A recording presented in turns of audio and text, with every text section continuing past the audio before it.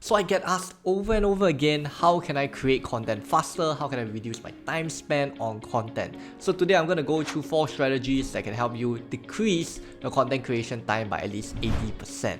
Hey, my name is Darius, and on this channel I help client-centric service-based entrepreneurs like you to attract and scale clients without spending a dime on ads. If you're sick of the ads like me, do subscribe and smash the like button below to stay tuned for future videos. Now I totally get it, man. You spend tons of hours and work and effort just to create content on Facebook, Instagram, Twitter, and many of these amazing platforms. I feel like there's so much added pressure on entrepreneurs because we have to stick to the trend, we gotta stay relevant to the trend, and we have to keep producing so that we have the attention and we stay relevant in the eyes of people. It honestly took me 2 to 3 years creating 1000 pieces of content that I finally realized there are 4 things that allows me to cut down my content creation from 80 to 90%.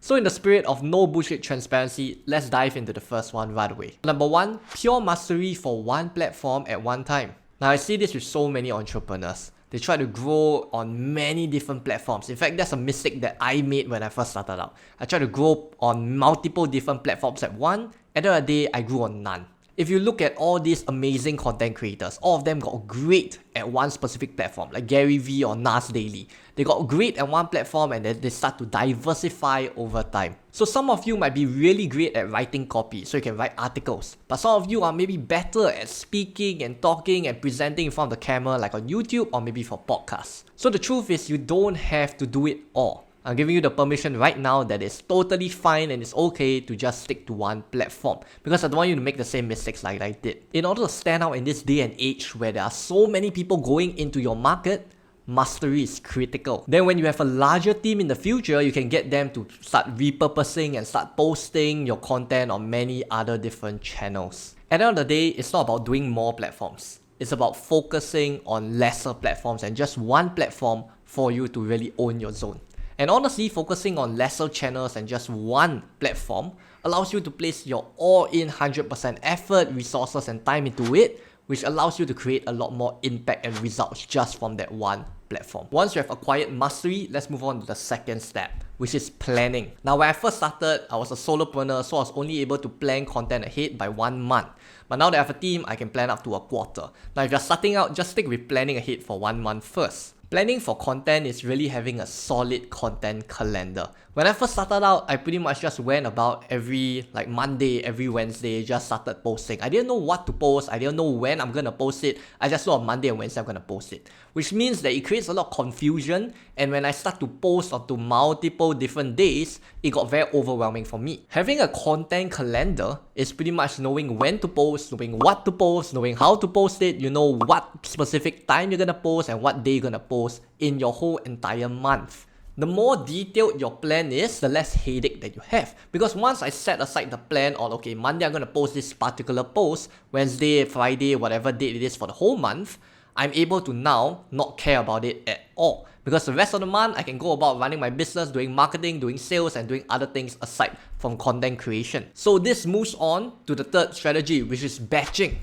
So when I talk about batching, right, usually it's about doing multiple things all at one go. People start to assume that, I have to sit down and then start writing like 20 different posts all at one go. To be very honest, that's just one type of batching that works for certain people. So there's 4 steps when it comes to batching, right? First is you ideate the content, then you start creating it, you edit it, and then ultimately you schedule to publish it. Now, some people want to batch all of these all at one go. But maybe for some of you guys, it's easier for you to batch ideation on one day, and then batch creation on another day, and batch editing on another day, right? You don't have to go about doing every single thing all at one go. So let's say we're batching at the start of the month.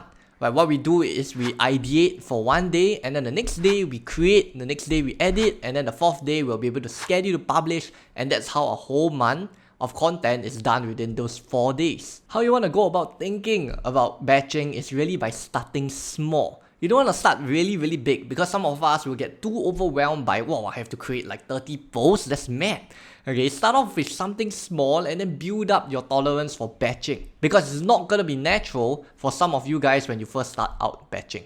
Now that you're done with batching, let's move on to the 4th strategy, which is repurposing. When it comes to repurposing, I don't mean by taking the same piece of content right here and then posting onto Instagram, onto Twitter, onto Facebook. You won't see me doing that. Because people get super bored by seeing that same piece of content. When it comes to repurposing, it's not just looking at the platform that you're posting at, but the format that you're posting. Right now it's a video, but I can actually go about transcribing this video into a blog, an article. And from the article, I can actually extract out a tweet, or it can actually form up to be an Instagram written post or Facebook written post just from this video alone. So it's really important for you to start building your social media content bank. And the reason why I call it a bank is because once you create a video or once you write an article, whichever it is, whether is it written or whether is it in a video form, you want to place it into a drive where you can go about repurposing the content over and over again. So ultimately, when it comes to repurposing, I don't suggest you to have the same repurposing strategy as Gary Vee, as me, or as anyone else in the market.